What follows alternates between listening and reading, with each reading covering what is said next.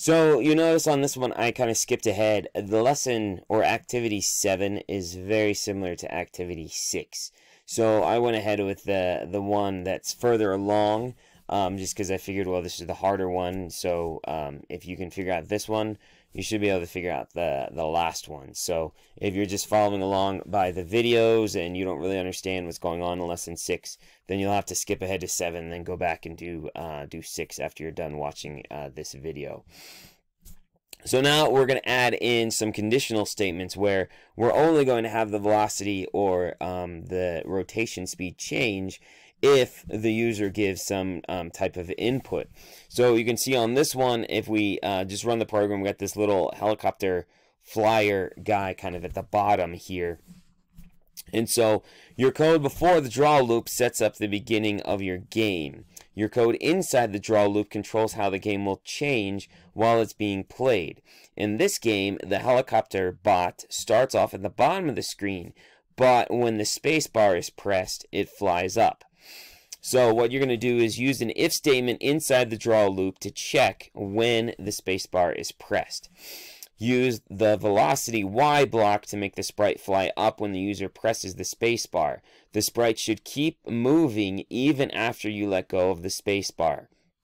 And so this then is where we start to see the difference between the counter loop and the velocity block. If we were to set this up with the counter loop, then it would only move while we're holding the space bar. But with the velocity block, it's going to continually move even after we've let go of the space bar. And we also have to do this inside of the draw loop. If we check for the spacebar to be pressed outside of the draw loop, then it's just going to check that one time once we start running the program. And then after the program starts, it's not going to check anymore. And so it'll never actually go through and perform that code that we put inside of the if statement. So, as this has told us, we need an if statement, and those are located in the control toolbox here. So we're going to put an if statement inside of my draw loop. So inside the draw loop right after the background. You can even put it before the background, I guess, if you want. But I'm just going to put it after the background. We need to check to see if the spacebar is pressed. And so we figure out if the spacebar is pressed by inside of my if statement. I'm going to look at key down, which is here in my world toolbox. So we're going to do key down inside of here. And then if we click on the little arrow here, we've got all these choices. We're going to just use the space because we're looking at the space bar. So if the space bar is pressed, then we want the sprite to be able to fly up.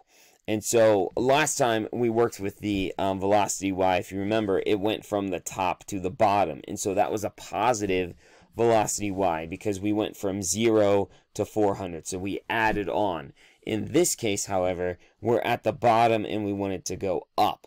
So we're at 400 and we want it to go to 0. And so in order to do that, we need to make it a negative number. So under sprites, we're going to change the velocity Y. If we've pressed the space bar, we have to, of course, change our velocity Y to be flybot. And then if we wanted to go really fast, or faster than kind of 0.25, then we're just going to make it a negative 5 velocity. And so then what's going to happen is it's going to go here, and every time that the frame is redrawn, it's going to be redrawn 5 pixels from where it was before. So if we reset and we run now, you can see, of course, my robot's not moving. No cause for alarm because it's not supposed to move until I press the space bar.